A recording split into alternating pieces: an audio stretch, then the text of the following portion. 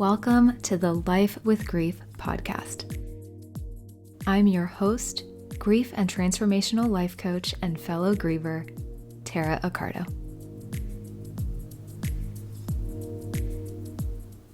Hello and welcome back to the Life with Grief podcast. I'm your host, Tara Accardo, and today I want to dig into the topic of delayed grief. And this topic, like many here on the podcast, has been on my mind for a long time, and I actually have a blog post about delayed grief as well, so definitely go check that out on my website. That's all linked in the show notes if you want to read about it instead. But for those who are up for listening today, I have evolved that blog post and just wanted to reintroduce this topic and even enhance it and go into a little bit more detail than I even did in that blog post, just to bring attention to this today, this type of grief, and hold space for it and talk about what it is and how to navigate it and how to cope with it. Because I feel like so many of us, and I can certainly speak for myself in this regard, don't even know that we're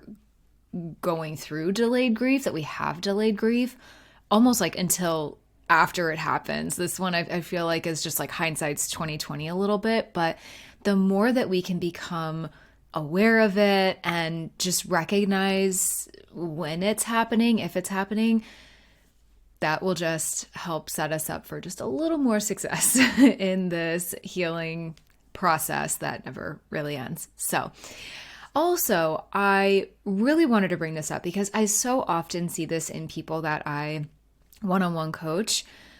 I cannot tell you guys how many people have come to me either through one-on-one coaching or just like literally through my DMs or wherever that have expressed to me, like I'm confused. I am lost. Like, why am I just now feeling this grief? Why is it hitting me now, even though it perhaps happened so long ago or whatever it is? And they almost feel shame. They almost feel badly that this grief is like just now coming to them. It's just now coming to the surface. But I just want to start this episode really by validating how common that is. There could be so many reasons why our grief and how it is showing up might feel or seem delayed. So really, with this episode, I just want to help you understand the concept of delayed grief if it's something that you think you might be struggling with, or maybe someone around you.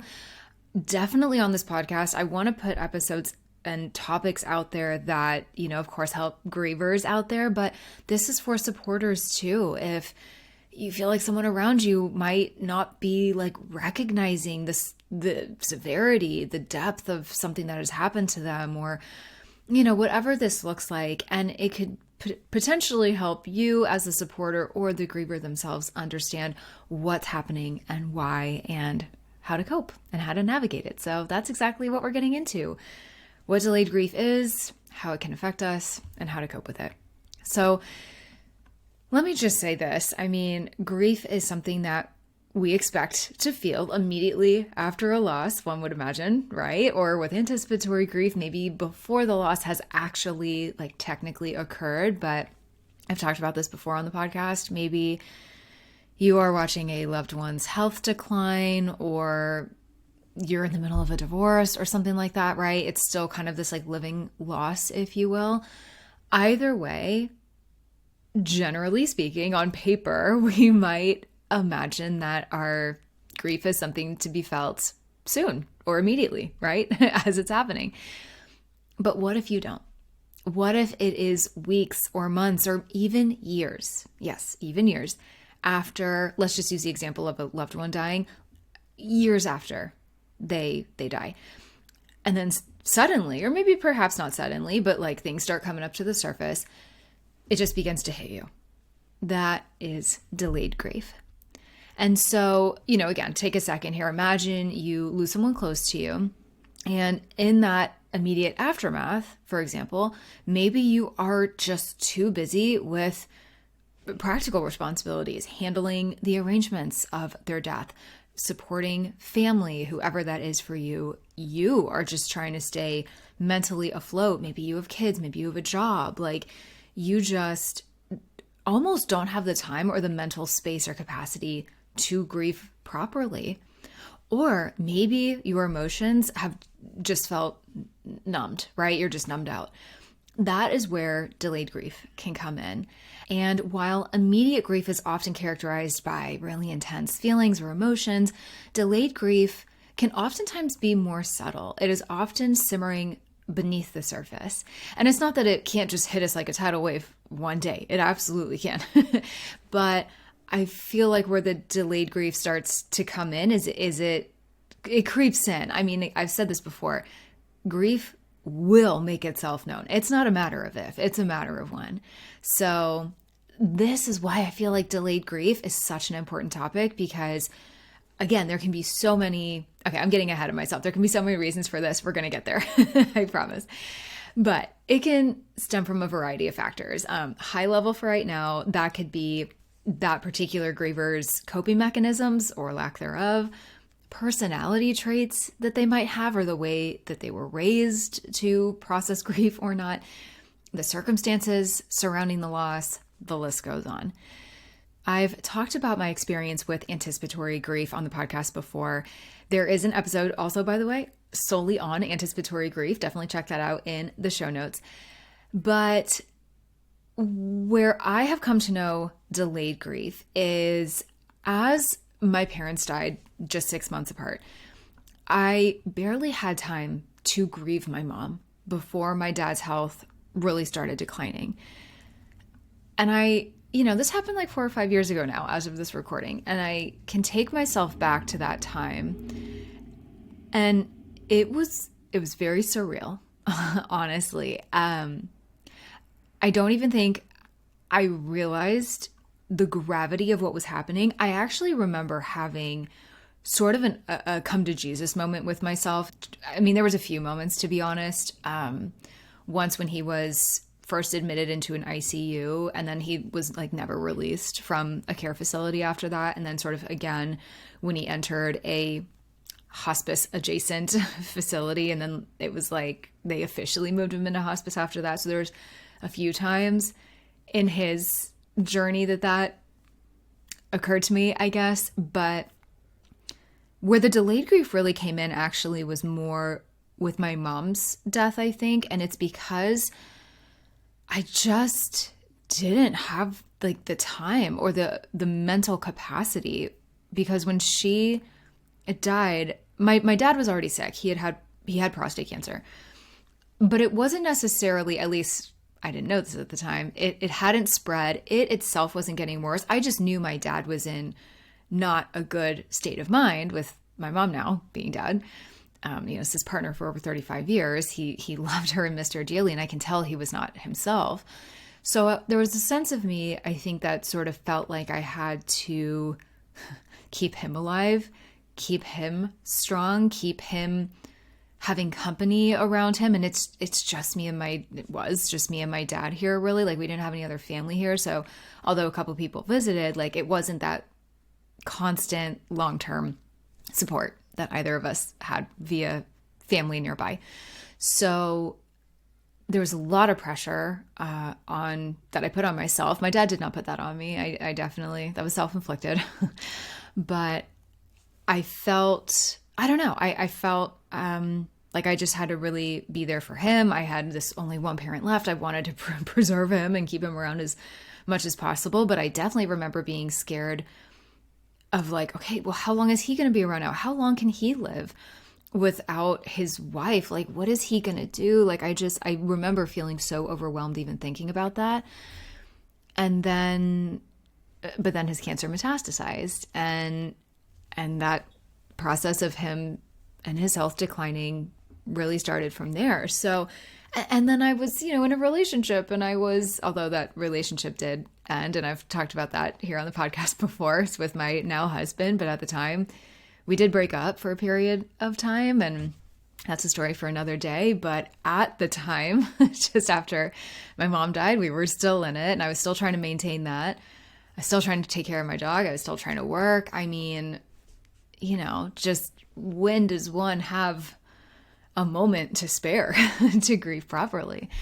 So I really, looking back, did not fully, or really at all, get to grieve my mom before my dad died.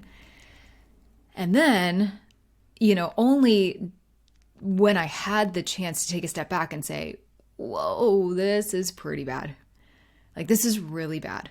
Like, once my dad died, and both of them were gone now. So now I was grieving my mom and my dad and both of my parents as like a little family unit. That's when I was like, oh, this really, really hurts. I am in excruciating amount of pain.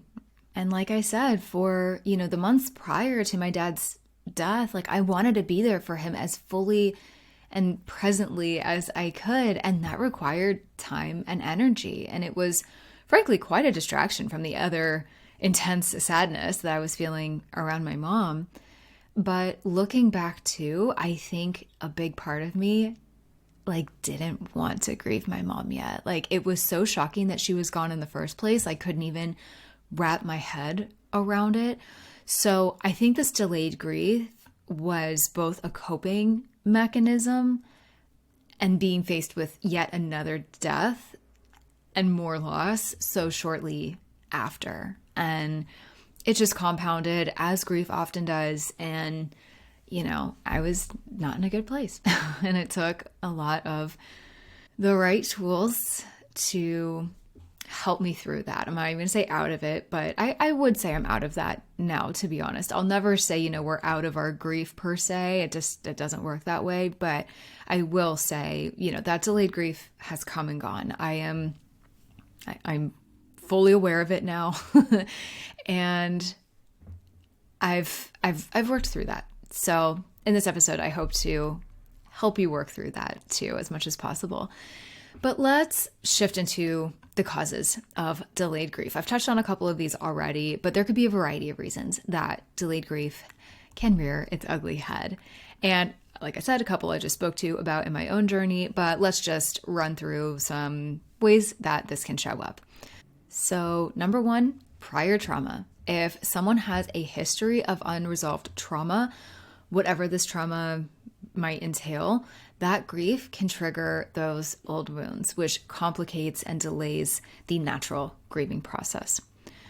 Number two, suppressed emotions. So in some cases, people may suppress their grief due to, oh my God, so many things: societal expectations, responsibilities they feel they have, a need to stay strong for others, whether it is self-imposed or imposed on others, you name it, there could be a way that suppression can happen.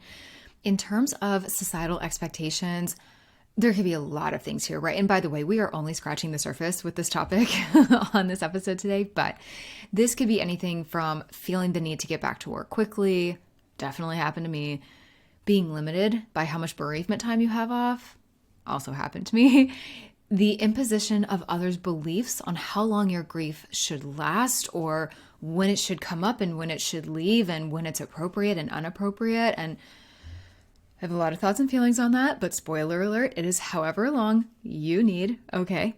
This is your journey, your unique grief. Other responsibilities can include, like I said, a family, as I said, in my case, feeling the need to take care of my dad, maybe his kids that are keeping you busy, the list goes on. And these added responsibilities can no doubt add an incredible amount of stress on top of an already very stressful and sad situation. Throughout this process, we may find ourselves needing to, quote, stay strong or put on a brave face, which is very gallant, but we have to be careful because that can be harmful. That can be detrimental when we are actually trying to cope with our grief properly. And yes, it's empowering to be strong and it's empowering to uplift others, but I always want to pause and ask, who is taking care of you? Who is filling your cup? Who is making sure you're okay? And why is this important? Because suppression can lead to delayed grief and even more severe grief. And this isn't to scare anybody. It's just the reality of the situation, because these emotions can resurface later. And as I said earlier, it is not a matter of if, it's a matter of when. So something very important to keep in mind. Another reason here could be denial and avoidance. And I've talked about this a lot in some of my blog posts on my website and episodes of the podcast, but simply put, denial and avoidance is not the way to go. But after a loss, many people throw themselves into work or caretaking or other projects. I have said this before, and I stand by this. Healthy distractions are okay. They're like many things in the grieving process. There is a fine line, right? There are things, distractions, I almost hate the word distractions, but for lack of a better term, distractions that can spark joy. And for example, throwing yourself back into work. Okay, maybe, truthfully, I think that's actually why I put myself back into my work a little bit. And I even remember, I've talked about this before, like being at the hospital while my mom was like sleeping and working a little bit. Number one, because I felt like I had to. But number two, I actually think like mentally that helped me like stay sane. I'll be very honest. And it like made it feel like there's a little bit of a sense of normalcy and like not everything was out of my control. So I just want to mention that. I want to hold space for that. And it's okay to work. It's okay to do certain things, but it's all about balance, right? It's like, for me, it's like food. It's like, it's all in moderation, right? With the sweets, we got to get the healthy stuff. So just keeping that in mind and maintaining a balance and knowing when to turning off the work, turning off the distractions. And by the way, I feel like I always need to say this: alcohol, drugs, all of that, not a distraction, not good. Do not avoid with anything like that. When I talk about distractions, I mean healthy things, okay? We just want to be careful. Everything in moderation, as I always say. It's always about a balance. It's all, think about it like diet, right? That's how I always say with like sweets and little treats and stuff, like all in moderation. And I feel like when you give yourself a little bit of that sweet or that little treat, it helps you not binge on the bad stuff because you're always giving yourself like a little bit of what you need. Kind of a funny analogy, I know. But you can almost think of that with like grief and the grieving process and these little distractions, because we do need healthy ones sometimes. So whatever the outlet is, be responsible with it, because certain distractions, and certainly unhealthy ones, can push the grief to the back burner until life slows down or until it just comes back to kick you in the butt. And I promise you, you're going to feel that grief and those emotions and everything you were trying to bury tenfold. So by allowing those healthy distractions in little by little, but also balancing it out with the grief work, with witnessing your grief, with checking in with yourself, with working with someone like me to help you along in that process, that makes for a really good, healthy balance of trying to maintain a sense of normalcy and control in a time that feels very out of control, but also allowing yourself to still live and process and comprehend everything that has happened or is in the process of happening. Again, just touching on that anticipatory grief if something is literally unfolding in front of you right now. That's excruciating. So keep that in mind, okay? Real quick interruption here, and then we'll get back to this episode. If you're someone who is experiencing some form of loss and are trying to navigate the complexities of grief, which you likely are in some capacity if you've stumbled upon this podcast, then this message is for you. If you haven't heard about my Life with Grief membership and community yet, this is truly something you need to check out. This membership is here to guide you into living a deeper, more meaningful, and full life after experiencing loss. Who doesn't want that, right? I created this membership because I know what it's like to navigate and cope with grief on a daily basis, and I know the tools and support it takes to do this effectively. I've done the work myself, and I've coached people just like you to do the same.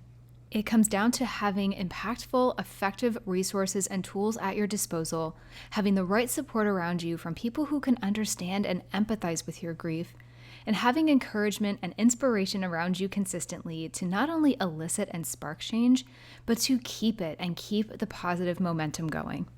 Check out the details linked in the description, and I hope to see you in there. Next is overwhelming circumstances. So when people face multiple losses or traumatic events in a short time span, definitely my story, and perhaps, unfortunately, sadly, yours as well, that person's emotional capacity to process grief might become overloaded, which results in a delayed emotional response. I have definitely been there. And if you are there right now, or if you have been there, the overarching theme of this episode, I'm just going to interrupt myself, by the way, is grace. It is giving yourself grace. It is giving others around you grace. And it is approaching your grief and all of these circumstances with love and compassion and patience. Because when you break this down, sometimes the brain and the body protect themselves by numbing our emotions. You know, when you lose someone or something, or you're going through a traumatic event, that fight, flight, freeze, fawn, that response is alive and well. And this can happen if the loss is perhaps just too overwhelming to handle at the moment, and your mind shuts down those emotions. It is all in an effort to try and keep your head above water. And if you are here listening to this podcast, I am sure you are dealing or have dealt, or somewhere along the line you've experienced some overwhelming, potentially very traumatic experience, maybe more than one. So please know I see you. I'm sending you a lot of love today. Whatever the experience is, it is yours, and it's overwhelming, and that is valid. So next on my little list here is unfinished business. So sometimes aspects of the relationship that we had with the person who's now deceased, or unresolved conflicts, can prevent the grieving process from occurring immediately. I have found, as a coach and also just observing kind of my own journey, this is where guilt and regret can come in. And in fact, I have a whole episode, by the way, if you have not tuned into this one yet, on that touches on that guilt and regret in terms of those like coulda, woulda, shoulda type of things that we often deal with. That is episode 31. Definitely go check that out if you are struggling with this right now, because oh my gosh, you guys, that guilt and that regret, that can eat us up inside. I know that feeling well. So wanted to have a whole conversation about that. So go check that episode out. It's in the show notes. But that being said, especially if someone dies very abruptly or unexpectedly, or maybe it feels before their time or they're very young, this can be a recipe for very complicated grief that lingers for a very long time. And it makes it that much more difficult to feel like we can get any closure. And with little to no closure, coping with our grief can get delayed or not happen at all. So we don't want that, right? So last point here that I just want to touch on, that I've talked about a little bit already, but there's a little bit of a distinction here that I want to call out. Perhaps there is some cultural or family pressure. So I'd be remiss if I didn't call out that some cultures or families encourage that sort of keeping it together vibe during loss, or perhaps even reward those who stay strong. I want to hold space for that, and I want to honor that, whatever your culture or your background is. But I do encourage and empower you to seek out the appropriate help for that. Have those outlets, because I've seen this more times than I would care to count. When we don't have those healthy outlets, when we don't have someone to talk to, when we don't have the right support around us, or we don't have the right support group, we have all of this pressure coming down on us, and we have grief that we're trying to cope with ourselves, but we feel like we can't release it. That can be a recipe for many, many issues down the line, physically, mentally, spiritually, all the things. So I always want to tread carefully with that. I understand different cultures, embrace different beliefs and things, but that does not mean that you do not deserve or should seek out the right help or support that is hopefully in line with those beliefs. There's always a balance. I'm a true believer in that. With grief, it's one of those things, it just like almost waits for an opening. It just waits for a moment when you are less guarded or less busy, and it surfaces, and it can just catch you so off guard. So let's just quickly run through some ways that this can manifest, because it can manifest in a variety of ways, which can often be confused with other psychological or emotional issues. Of course, physical symptoms, headaches, fatigue, insomnia, digestive issues, these can all be physical expressions of unresolved grief. And for me personally, I noticed this really showed up as tension in my neck and shoulders, which is very common, I think, for a lot of people. But I've also seen those digestive issues in people that I've worked with. And it's when you can just find an outlet, even just 5 to 10 minutes a day, to do something that helps you process and cope and release some of the things that you are feeling that are building up.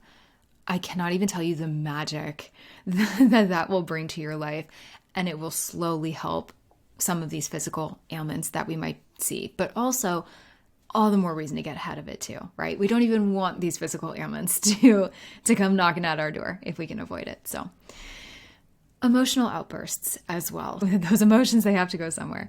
So these intense emotional reactions, seemingly unrelated to current events, can indicate that past grief is resurfacing. So again, with where delayed grief is concerned, maybe you don't even realize that you haven't coped with something properly, or maybe you thought you did, or it's just, you just didn't even realize how much you really, pushed it down in a way. It's very common for emotional outbursts to occur, whether we're just being a little bit testy with someone, or we're just in a bad mood, or we kind of find ourselves like just getting upset or sad or angry for maybe not no reason, but you're like, oh my God, why? I just feel off. I feel like I am just snapping at everybody. What is this? It could be that. I have had clients in the past that have expressed that to me, and they're like, I don't want to be this person. I don't want to be this person for myself or my family members. It's not fair to any of us, but like, I am having such a difficult time getting this under control. And that's where we ultimately work through that together. And sometimes those abrupt, complex feelings seem to surface out of nowhere, or maybe you just don't associate it with a loss or some grief that you might be feeling, especially if it was a long time ago. But let me tell you, more times than not, there is something behind them. And sometimes it just takes a little digging to really get to the root of that. And this is difficult because emotions can run so high, and truthfully, sometimes we just can't help what comes out. I understand that. Sometimes we're just so beside ourselves. But there are a couple of things I want you to remember here. When it comes to taking our grief out on others, which I am guilty of doing, we need to be careful. Oftentimes, people just want to help us. They just want to support us. They just want to be able to understand even when they can't. And some might not know how. And some might do it in questionable ways. But no matter what, we have to be cautious. We have to be conscientious of that, which I know is a big ask as we're grieving. So again, I just encourage maintaining as much of a level-headed mind as possible, especially for those who are just trying to help or be supportive. Just checking in with yourself and doing your best to remember exactly that. They're just trying to make you feel better, just like you would want to probably help them feel better too if the tables were turned. It's no one's fault that we've lost what we have on paper, in theory, okay, right? This is situational, but they are human beings, just like any of us, who deserve to be treated with love and respect. And, so if this is your partner, if it's one of your kids maybe, or it's just somebody that is maybe saying or doing just the wrong thing, but perhaps there's well-meaning behind it. If you do find yourself a bit agitated, annoyed, or testy with them, express it. That is the best thing you can do, because I understand sometimes it's hard to get those emotions under control. We do need to. That's why it's important to cope. It's why it's important to get help. But listen, we're not always in our right mind when we're grieving, right? So communication is absolutely critical. So even if you can't pinpoint or express exactly what you're feeling, even if you can't define it, just acknowledge it. Acknowledge that you're feeling off. Acknowledge that you're just like, I am just not feeling like myself. I wish I was. I wish I wasn't feeling this way. I am working on it, but please just know that I'm dealing with a lot right now. I have a lot on my plate. I have a lot on my heart and my mind. I'm doing my best, and I'm very sorry if I take that out on you at all. I don't mean to. Whatever we can say, right? Just so they're aware of what we're feeling and what we're going through. Sometimes that's all we can do. And also, if you find yourself in an especially emotional place, this might sound counterintuitive, but I encourage you, tap into that. Do not push that away. I am empowering you to confront that and ask yourself, okay, what is really at the root of this? Is it that you're missing your person? Is it something that they would do or say? Is it a mannerism or a habit that they had? I could go on here, but think about it. And don't just get below the surface level. It's beyond just, I miss my loved one. I just miss them. And maybe it's all encompassing, right? Maybe you are just missing their presence and everything they brought to your life. But this is where I encourage you to journal on this. Talk it out in a voice memo to yourself, just to get it out. You know what I mean? Because these emotions can come on very strong and very quickly. So when they do, that's the best time to find a good outlet to walk, go on a run, listen to music, whatever it is. And when you're doing this, be sure to take really big, deep, intentional breaths to calm yourself down and to work through this moment, because it is a moment in time, and you are going to feel joy again, and you are going to feel happiness again, and you're going to feel calm and peace again too. And I am always amazed at what just 3 or 4 breaths in through your nose and out through your mouth can do for you. By the way, if you want a little bit of help with this, I have 4 free toolkits to help guide you along with this. They are all available on my website. I'm linking them here in the show notes too, but they're completely free downloadable tools. And I really think all 4 of them can help you along in your grieving experience. So definitely go check those out. Another way that delayed grief can manifest is depression and anxiety. So delayed grief may contribute to the development of one or both of these as that underlying grief and those emotions remain unaddressed. This is when seeking that professional help that I mentioned earlier multiple times is key. And the reason I think, especially with depression and anxiety, it's really helpful to talk about it.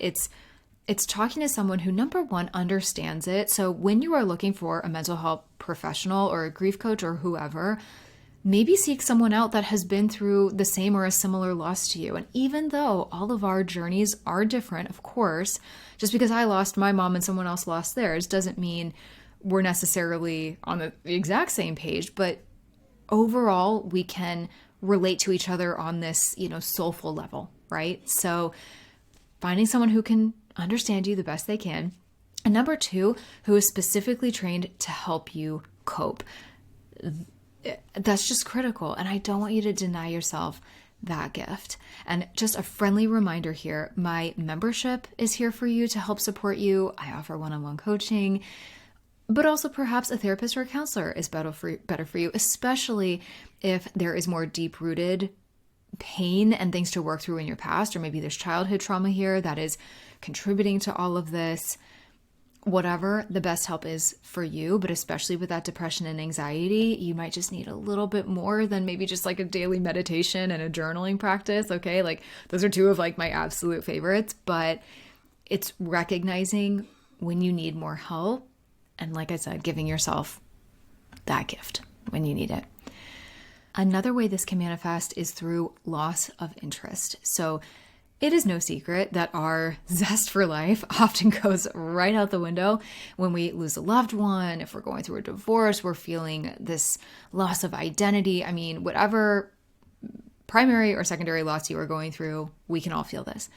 And a loss of interest in activities that we once enjoyed can be a sign that suppressed grief is affecting your emotional state. This is what I am all about, you guys, right? Rediscovering a vibrant, meaningful, intentional life after loss that is full of things that spark joy for you, that bring you light and laughter and so much more. And like I said, I have resources here that can help you get there. But listen, if you are not ready for that, simply know that a loss of interest, a severe loss of interest, can be a telltale sign that your grief is lingering in a less than healthy way. And that is something that we just want to make sure we're getting a hold of. So again, plenty of resources to help you with that if you need it. Last couple things here, avoidance of reminders. So for example, if you go out of your way to avoid something that reminds you of your loved one, photos, places, maybe certain conversations, it could be a sign that grief is lingering beneath the surface. And I have definitely worked with people, and at the beginning, typically, of when I start one-on-one coaching with people, they are totally in a state of avoidance, avoiding, like I said, those photos, those places, maybe it's certain music. Like they just literally cannot even begin to imagine going near any of those things. And typically it's often because grief has not been acknowledged and recognized and coped in the way that it should be. So all in due time, though, and I typically find that this avoidance of things that remind us of our loved ones do tend to happen kind of more in the beginning. I think just because it's so raw, there's still shock. It's still very fresh. We just can't even bring ourselves to go there. Time does help. I will never say time heals all wounds, because it does not, right? The grief work does. Doing those things to help you along little by little each day, that is what's going to move the needle for you. There's plenty of ways to do this. I've touched on some today, so I won't belabor that, but just recognize, if you haven't before, that if you or someone you know is like really avoiding certain reminders like this, it could be a sign that there's more going on that needs to be addressed. Hey, my friend, are you needing some relief from your grief? If so, I have an exciting new offering that will help you get exactly that. My 14-day Relief in Your Grief challenge brings you powerful, impactful, bite-sized daily content alongside the perfect meditation. One of the biggest struggles I hear from my members, clients, and people on social media is that they just need some relief from the stress, sadness, and pain that grief and loss can cause. But here's the thing. So many people are lost and unsure about where to start. This can feel like a huge thing to tackle, so we are doing it together, and we're starting with just 14 days. Give me 2 weeks and I will help you begin to take that anxiety, heartache, and anguish and turn it into peace, clarity, and hope as you move forward with your grief. Seriously, what do you have to lose by joining? Challenge your grief and give yourself some relief, my friend. I have no doubt this 14 days will be an inspiring, uplifting, perspective-changing experience for you. Join now through the link in the show description. And last but not least here, and again, you guys, I'm probably missing some things here, okay? Like I said, we only have so much time here today, so scratching the surface. But also, numbness is another way that delayed grief can manifest. So this prolonged sense of emotional numbness or detachment can also be a sign and a form of delayed grief, especially if you feel disconnected from others or even from yourself.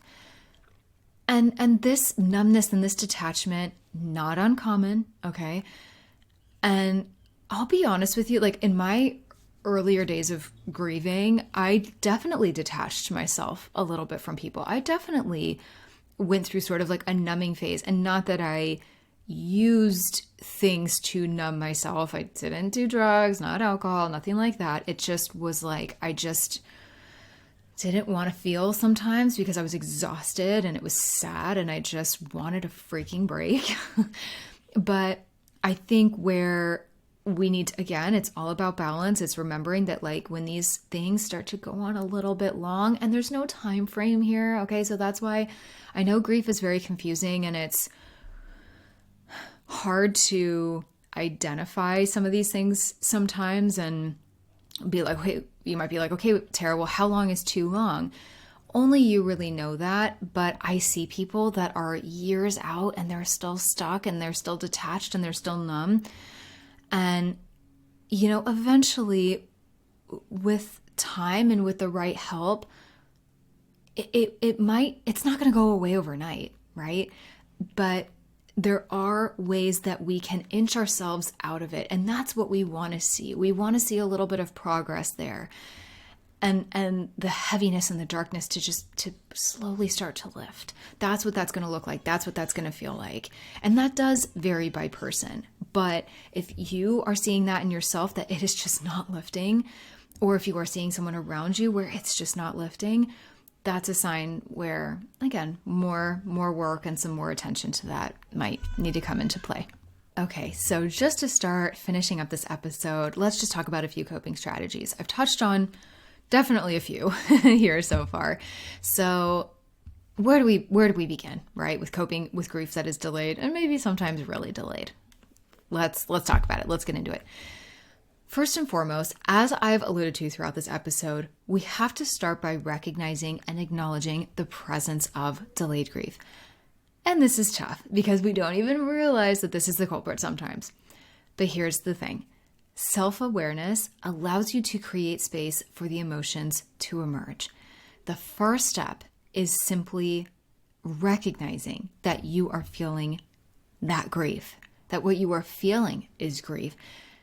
And it can be really helpful to say very point blankly, this is grief and it's okay to feel it now. Okay, this is me feeling my grief. This is me feeling XYZ. This is me feeling anger. This is me feeling deep pain and sorrow. This is me feeling loneliness. Okay, let me take a deep breath. This is what this feels like. Defining it, naming it, and let it out. Another way to cope is allowing yourself that time and space. I've already touched on this. I won't get too deep here, but just like grief that happens immediately after loss, delayed grief needs space and time to be felt. So give yourself permission to slow down and sit with your feelings. And there's many ways that you can do that. Another coping tool, separate but related here, is through journaling or creative expression. Writing can be a very powerful outlet for expressing what words alone might not capture. Writing about your feelings and memories as well associated with whatever loss that you're coping with can help process emotions that have been ignored or suppressed. And I do have something here to kind of help with this. If you are not aware of this already, I have my Losses Become Gains daily journal. It's a wonderful tool for this. And I also purposely designed it to have both a section for free writing, but it's also prompted. The reason I did this is because for me personally, free writing can feel a bit intimidating sometimes. Like you just have this blank page staring back at you. So the guided journaling method is tailored, again, specifically to grievers, but it's general enough that really anyone can use this journal and enjoy it. But it really allows you to come at your grief and things that you are struggling with right now from all sides. Takes literally 5 minutes a day to do. It's just a beautiful, beautiful practice. And it's just meant to help set you up for just a little more success throughout the day. It's that great check-in. It's, like I said, that self-awareness piece. It's a wonderful tool for that. So that being said, you can check that out and learn more through the link in the show notes. But I also just mentioned other creative outlets. So engaging in activities such as art, music, other forms of writing outside of journaling, that can be a wonderful channel for expressing very complex emotions. And honestly, I mentioned kind of, zoning out, numbing out a little bit, finding healthy distractions. All of that and more are beautiful ways to do that, whatever resonates with you. And similar to mindfulness and meditation practices, it can be very, very healing. And like I said, great distraction and very cathartic. And we can also, even if not on purpose, get to the root of a lot of our grief through these creative outlets because it can bring a lot of peace, a lot of clarity, and it's just a great way to get whatever is going on in here. I'm all up around my head right now. If you can't see me, if you're not watching the video version of this, it's a great way to take what is going on in our head and get it out, even just for a little while. Another great coping tool is just having a ritual for remembering. So creating a ritual to honor your loved one can give you that sense of closure, but also help you keep them in their memory alive. Whether it's visiting their favorite place, maybe it's lighting a candle, you're creating a photo album, whatever creative way you want to do this that feels right to you, it's a way to reconnect and honor their memory in a really tangible way. And sometimes that tangible thing, that thing that we can hold with us, it just, material things, man, I don't know, they can help us feel closer to our loved ones sometimes, and that's perfectly okay. And that's a beautiful way to do that. So I've mentioned this multiple times, therapeutic support and talking it out. So whether it is with a therapist, a friend, a family member, trusted confidant, talking about your loss can help you process those emotions that have been bottled up. Do not underestimate the power of sharing your story and hearing it aloud. If your grief feels overwhelming, or if you are struggling to navigate it on your own, a therapist, a counselor, a grief coach like myself, we can all be really valuable guides. And it just offers you a safe space to unpack your feelings and process them at your own pace. That's also really, really important here because, like I was saying earlier, if you are having outside forces or maybe even things that you're imposing on yourself, making you feel like you have to move it along, it's just so much pressure that you don't need, right? So it's all about slowing down, taking it a step at a time. And another coping tool I just want to bring up here quickly is, like I said, mindfulness and meditation. And speaking of slowing down and taking some breaths, practices like mindfulness techniques, meditations, visualization exercises can help you become more attuned to your emotions and ultimately help you along in your healing experience. And ultimately, when it comes to grief, let's be real, we can often live in the past, or we might often worry about the future.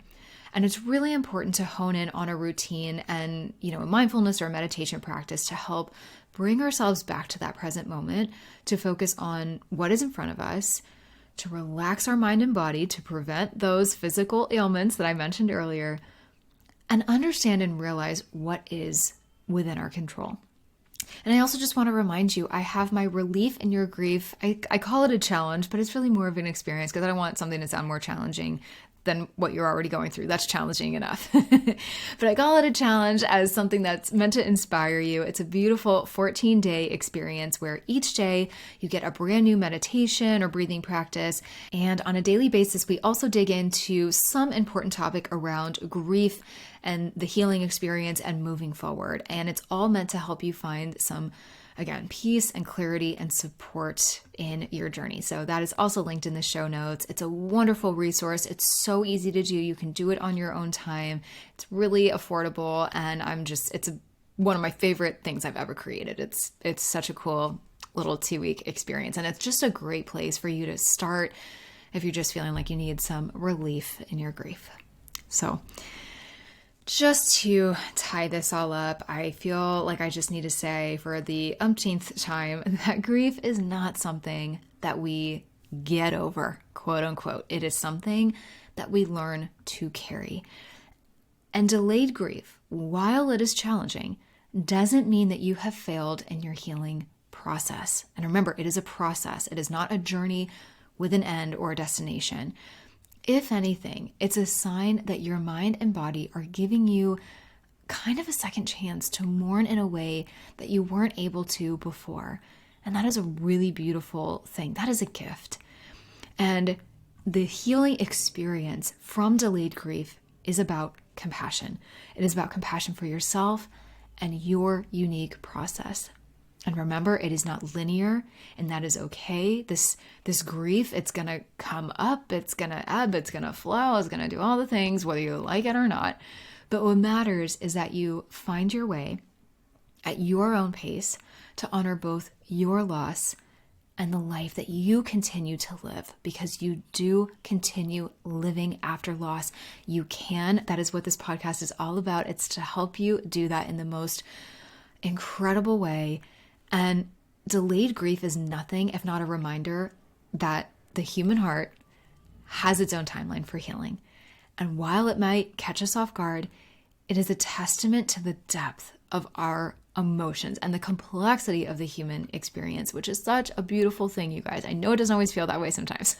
I know it's exhausting. I know you wish you could just like tap out for a minute, but I'm here for you. We are all here for you. We are here as a community to uplift you and inspire you and keep you going. And by acknowledging this grief, especially delayed grief, and seeking those healthy coping mechanisms I've been talking about, we can pave the way for a more holistic healing process, and one that you are going to be so proud of and so inspired by at the end of the day. And each of us have our own unique ways of healing and coping. So I encourage you to get curious, dare I say even have some fun on this journey, learn about yourself, get to know yourself again, and embracing delayed grief, any grief really, delayed or not, with patience and with that compassion that I cannot stop talking about. It is a crucial step towards reclaiming that emotional well-being that you are so deserving of and finding that renewed sense of peace. So remember, this podcast, everything else I offer here at Losses Become Gains, is here to support you on a variety of griefy topics. I really hope this episode and this topic was helpful for you today. If you enjoyed it or if it resonated with you, please share it or share this podcast with someone else who might need it. I just am on a mission to help as many grievers as I can through this very tumultuous and crazy, crazy experience that we are all part of, that touches so many of us and will touch all of us at some point in our lives. So all the more reason to have as many resources as possible, right? So thank you so much for hanging out with me today, sending you all of the light and love as always. And with that, I will see you in the next episode. I am sending you a huge thank you for tuning into today's episode, my friend. I'm so grateful you're here and for the steps you are taking to heal your heart, open your mind, fulfill your soul, learn, grow, and evolve, and move through this crazy thing called life in big, beautiful, impactful ways. Visit lossesbecomegains.com for my blog, ways to work with me, to shop my daily journal, and so much more.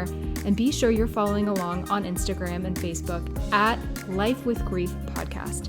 I love seeing new faces, meeting new people, hearing your stories, and supporting you however I can. Be sure to hit that subscribe button if you haven't already. If you haven't left a rating or a review, please do so. I would so appreciate it. Or if you feel so inclined, to share this episode or this podcast with someone who could use it too. I'll catch you in the next episode.